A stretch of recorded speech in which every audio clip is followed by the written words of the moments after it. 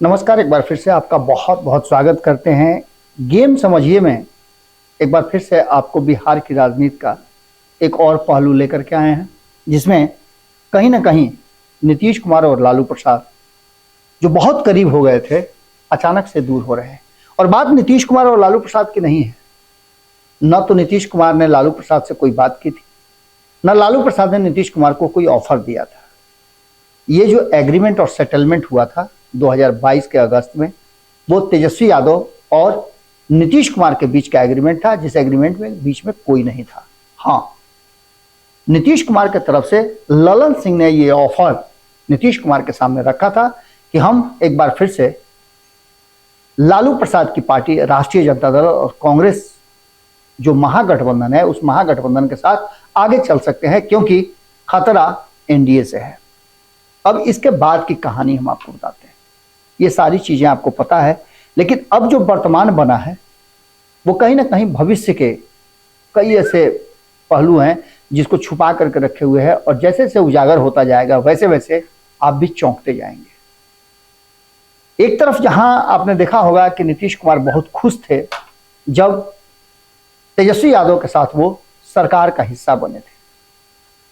करीब 6 महीने तक सब कुछ ठीक ठाक चला, लेकिन 6 महीने के बाद जब लालू प्रसाद सिंगापुर से ऑपरेशन करा करके अपने किडनी ट्रांसप्लांट करा करके लौटे, तो कुछ दिन दिल्ली में रहने के बाद पटना आए, और लालू प्रसाद का पटना आना और नीतीश कुमार का उल्टी गिनती शुरू होना साथ साथ शुरू हो गया। हालांकि इसमें भी कहीं ना कहीं अपर हैंड नीतीश कुमार का ही रहा है, क्योंकि नीतीश कुमार सारे फैसले अपने लेते हैं।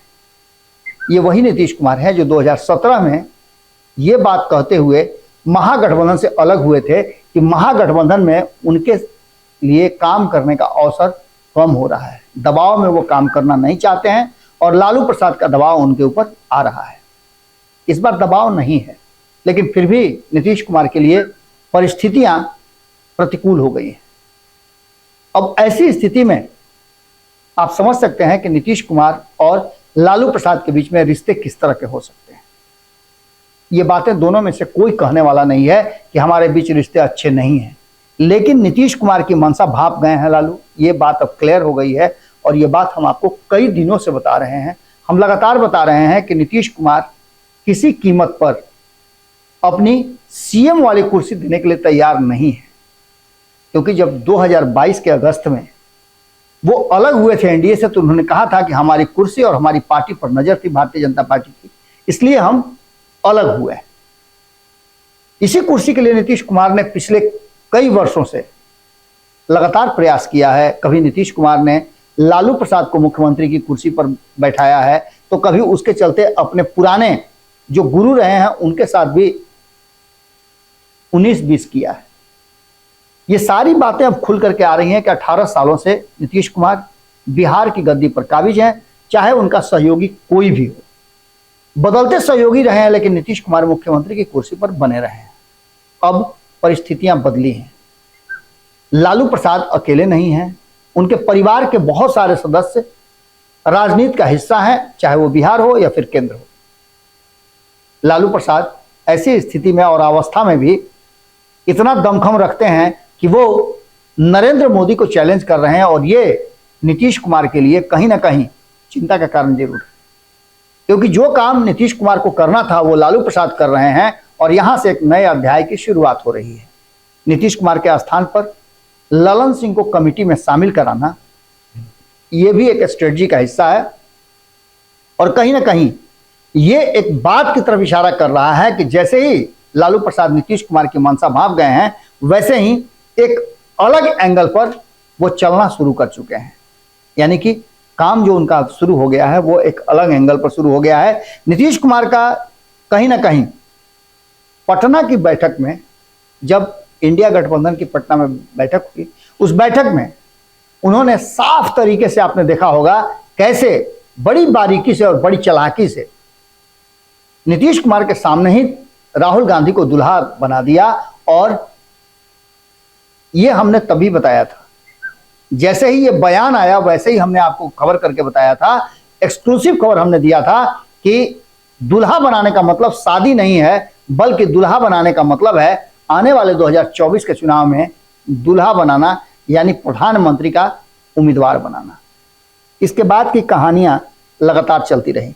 नीतीश का प्लान जो है पूरी तरह से फ्लॉप रहा, क्योंकि तेजस्वी यादव को समझाने में तो वो सफल हो गए थे, लेकिन लालू प्रसाद को समझाना उनके लिए थोड़ी टेढ़ी खीर है। और ये बात लालू प्रसाद भी समझ गए हैं कि जब नीतीश सीएम की कुर्सी देंगे नहीं तो हमारे किस काम के हैं।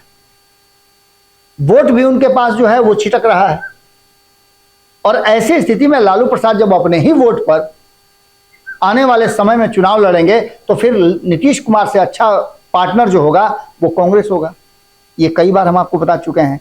इसके साथ साथ जो बातें चल रही हैं वो साफ साफ नजर आ रही हैं कि जहां एक तरफ नीतीश कुमार लालू प्रसाद के सामने ये कहने में गुरेज नहीं करते हैं कि 2005 से पहले किस तरह का सरकार चल रहा था, किस तरह का शासन था, हमने उसे बदला है। तो लालू प्रसाद के पास भी एक मौका आया है जिसमें वो समझ गए हैं कि भारतीय जनता पार्टी नीतीश कुमार को एक्सेप्ट करने के लिए तैयार नहीं है, और अगर एक्सेप्ट करती भी है तो मुख्यमंत्री की कुर्सी उनके हाथ से चली जाएगी।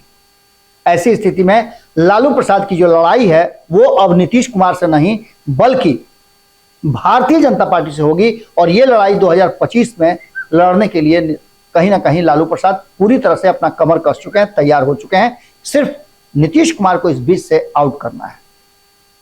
इसके साथ साथ बहुत सारी ऐसी बातें आपने देखी होगी कि किस तरह से राहुल और लालू प्रसाद की नजदीकियां बढ़ रही हैं।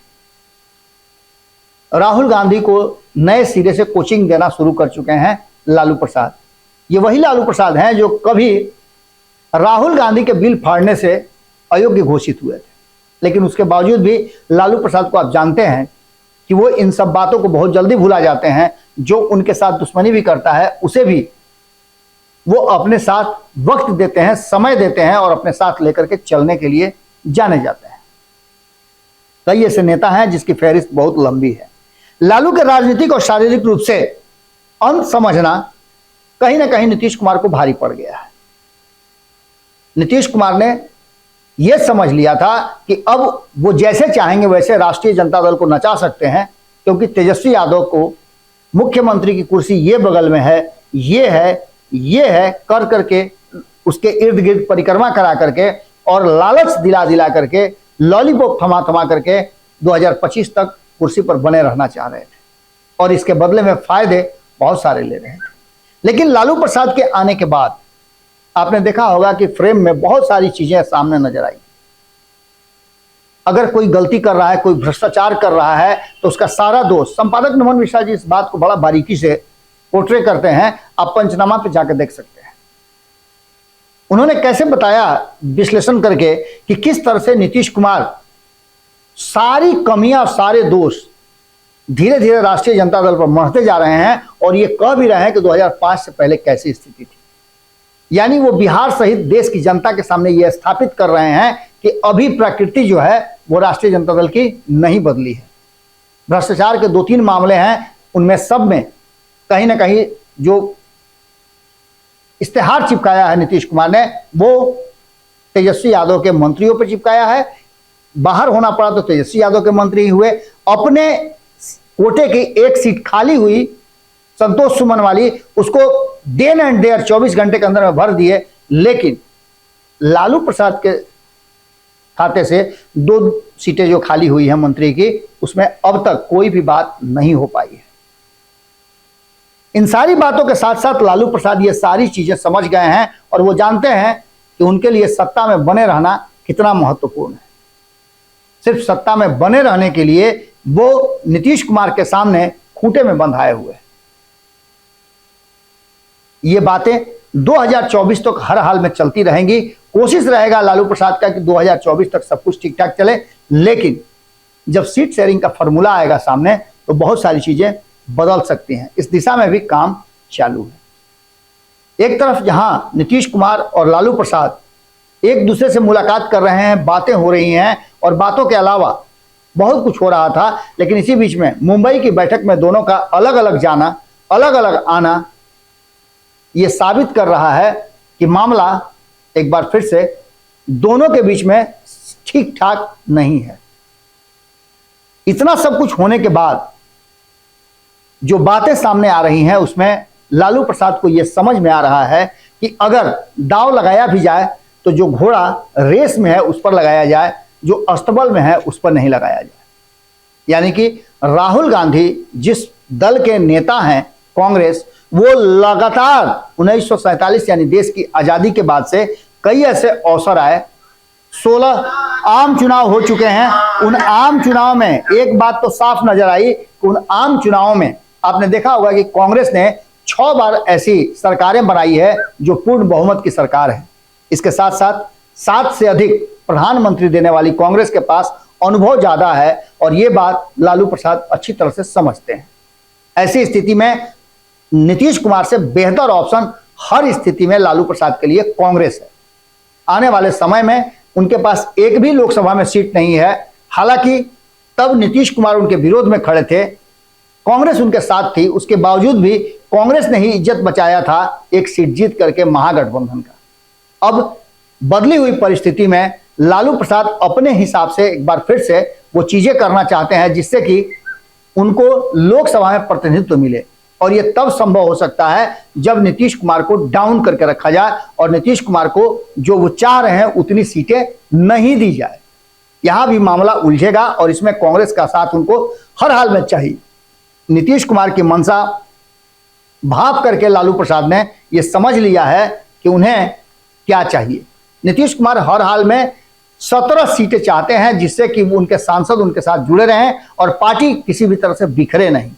लेकिन ऐसा होता हुआ दिखाई नहीं दे रहा है। जिस रास्ते पर अलग एंगल लेकर के लालू प्रसाद काम चालू कर दिए हैं उसमें सब कुछ उलझता हुआ नजर आ रहा है। ऐसी परिस्थिति अगर बनती है तो बीजेपी का दरवाजा आप जानते हैं कि क्लोज होने के बाद नीतीश कुमार के पास ऑप्शन नहीं है, और यही कारण है कि लालू प्रसाद थोड़ा एग्रेसिव हो गए हैं।